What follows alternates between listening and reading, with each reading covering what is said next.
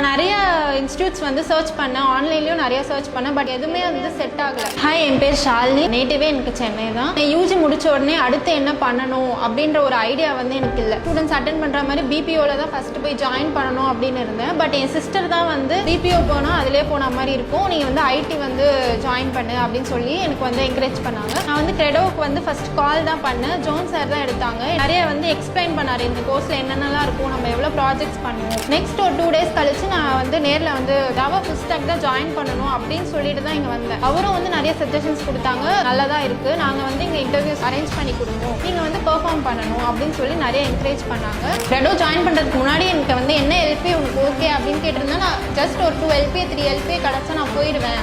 ஆனால் கிரெடோ ஜாயின் பண்ணதுக்கப்புறம் அட்லீஸ்ட் எனக்கு ஒரு 6 LPA வந்து நான் கன்ஃபார்மாக ஜாயின் பண்ணிடுவேன் அப்படின்ற ஒரு கான்ஃபிடன்ஸ் எனக்கு இருக்குது.